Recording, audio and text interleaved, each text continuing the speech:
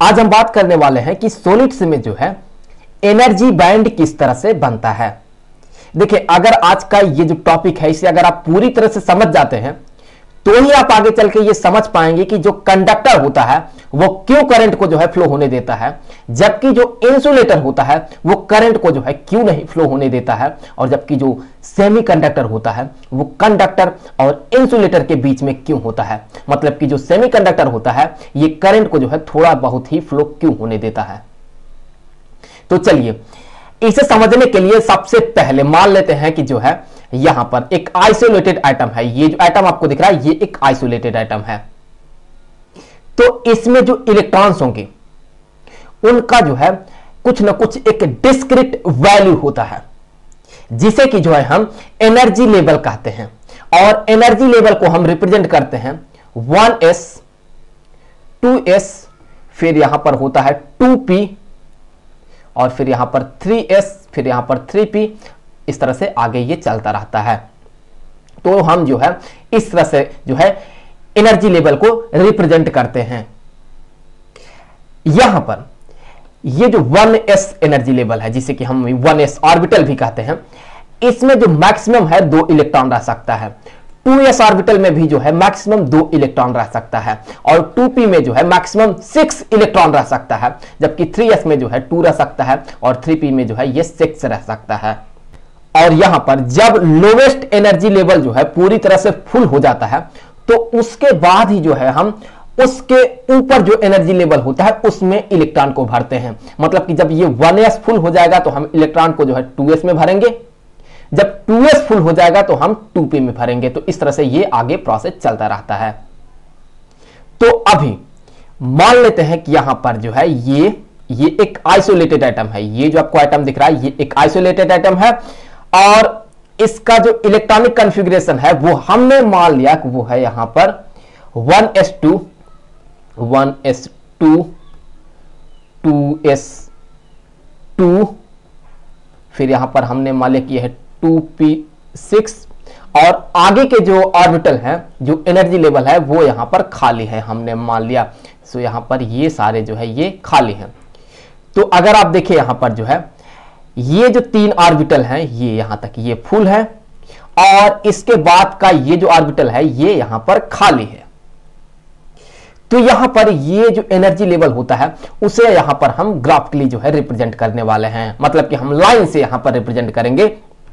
तो उसके लिए चलिए मान लेते हैं कि यहां पर ये जो एक्सिस है ये जो है यहां पर ये एनर्जी को रिप्रेजेंट कर रहा है। तो ये जो एक्सिस है ये यहां पर किसको रिप्रेजेंट कर रहा है, ये एनर्जी को रिप्रेजेंट कर रहा है। तो एनर्जी यहां पर होता है इलेक्ट्रॉन वोल्ट में, और यहां पर हमने मान लिया कि जो है यहां पर ये जो है ये है यहां पर 1s। सो यहां पर ये जो ऑर्बिटल है ये है 1s, और इसके बाद यहां पर हमने मान लिया कि यहां पर ये जो ऑर्बिटल है ये है 2s। सो ये हो गया 2s, और इसके ऊपर जो है इसके ऊपर हमने मान लिया कि यहां पर जो है ये वाला जो ऑर्बिटल है ये है यहां पर 2p। सो ये जो ऑर्बिटल है ये हो गया यहां पर 2p, और इसके ऊपर यहां पर ये है 3s। तो यहां पर ये जो है ये है 3s, और इसके ऊपर यहां पर ये हो गया 3p। तो यहां पर ये हो गया 3p। तो ये हो गया यहां पर ऑर्बिटल। अब देखिए आप यहां पर ये जो 1s है इसमें 2 क्वांटम स्टेट होते हैं। तो यहां पर 2 इलेक्ट्रॉन है तो ये फुलफिल करेगा इसे। तो यहां पर ये जो है इसे यहां पर फुलफिल किया। उसी तरह से 2s में भी 2 क्वांटम स्टेट होते हैं, तो यहां पर 2 इलेक्ट्रॉन है तो ये इसे फुलफिल करेगा। और 2p6 में देखें तो 6 क्वांटम स्टेट होते हैं, तो यहां पर जो है 6 क्वांटम स्टेट को यहां पर ये फुलफिल किया जाएगा। तो यहां पर जो है ये 2, यहां पर ये 4, और फिर यहां पर ये 6। तो यहां पर 6 क्वांटम स्टेट को फुलफिल कर दिया गया। जबकि 3s और 3p देखें तो ये खाली होगा, ये एम्प्टी होगा यहां पर, क्योंकि यहां पर देखें कोई भी इलेक्ट्रॉन नहीं है। तो ये जो एनर्जी लेवल है ये तो यहां पर एक आइसोलेटेड एटम के लिए रहा। अब अगर मान लेते हैं कि यहां पर एक एटम है और एक और जो है सेम एटम जो है इसके करीब लाया गया है, दोनों ही एटम को जो है एक दूसरे के करीब लाया गया है, तो ऐसे केस में देखिए क्या होगा, इस एटम का जो इलेक्ट्रॉन होगा वो इस एटम के न्यूक्लियस के इन्फ्लुएंस में आ जाएगा और इस एटम का जो इलेक्ट्रॉन होगा उसके इन्फ्लुएंस में आ जाएगा। सिमिलरली यहां पर ये जो एटम है इसका जो इलेक्ट्रॉन होगा वो इस एटम के न्यूक्लियस के इन्फ्लुएंस में आ जाएगा और इस एटम का जो इलेक्ट्रॉन होगा उसके भी इन्फ्लुएंस में आ जाएगा। तो अब देखिए क्या होगा, अब यहां पर ये जो आपको दोनों एटॉमिक ऑर्बिटल दिख रहे हैं ये एक दूसरे के साथ ओवरलैप कर जाता है और यहां पर ये एक जो है हमें मॉलिक्यूलर ऑर्बिटल देखने को मिलता है।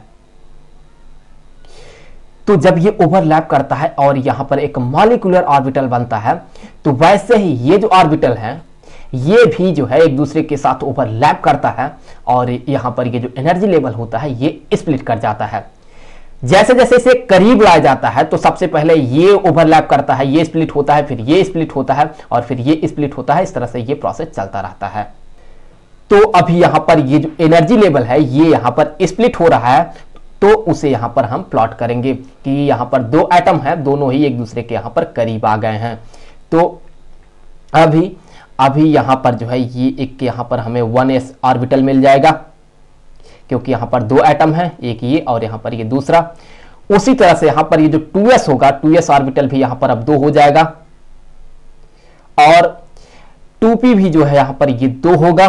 सो यहां पर ये 2 हो गया और 3s भी यहां पर जो है यहां पर ये भी 2 होगा और यहां पर जो है ये यहां पर हो गया 3p भी 2।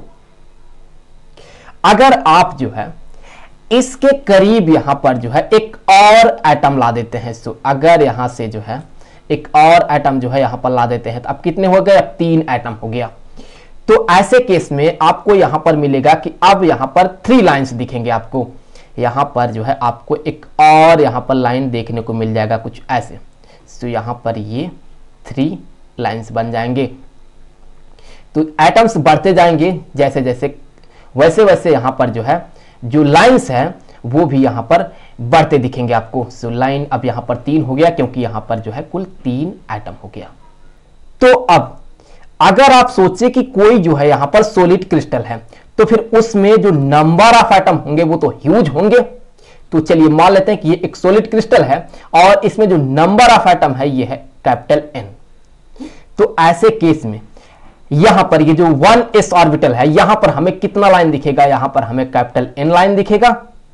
सिमिलरली यहां पर भी हमें जो है कैपिटल N लाइन दिखेंगे क्योंकि N एटम है और यहां पर भी हमें जो है N लाइंस दिखेंगे और यहां पर भी N लाइन दिखेगा।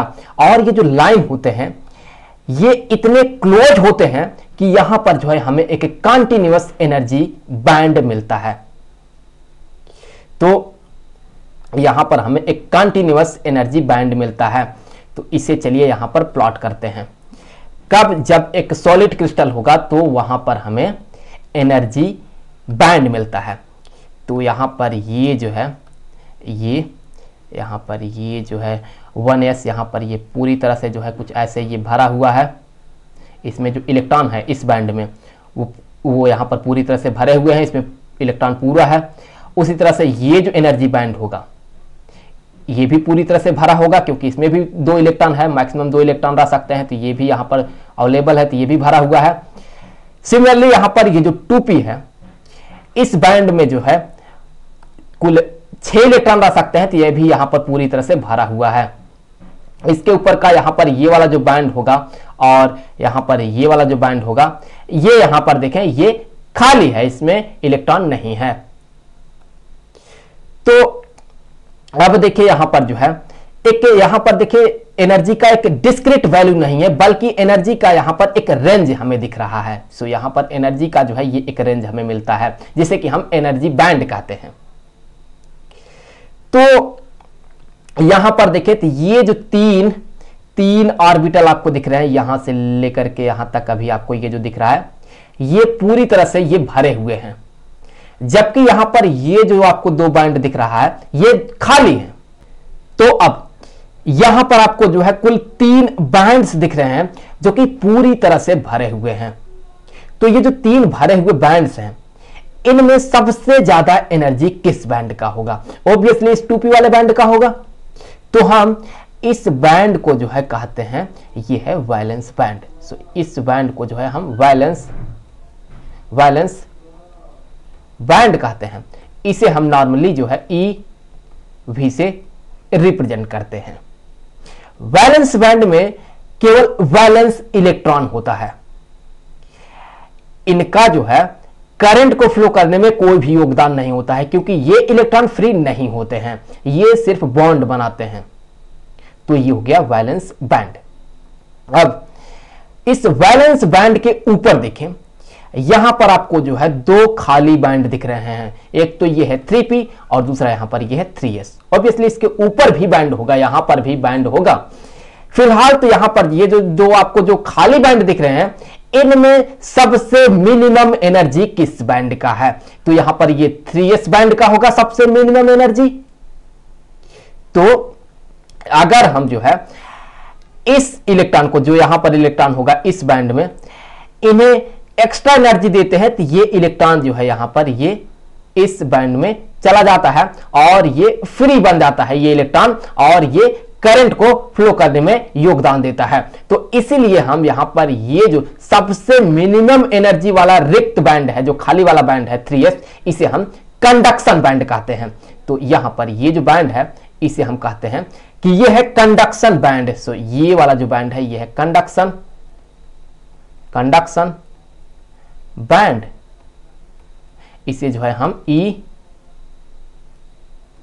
से रिप्रेजेंट करते हैं।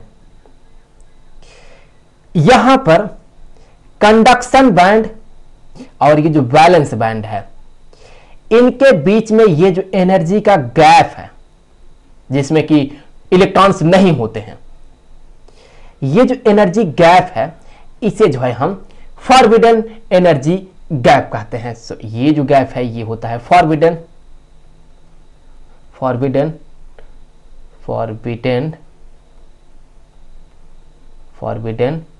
Energy gap. कंडक्शन बैंड और ये जो वैलेंस बैंड होता है, इनके बीच में जो एनर्जी का गैप होता है, उसी को हम फॉरबिडन एनर्जी गैप कहते हैं।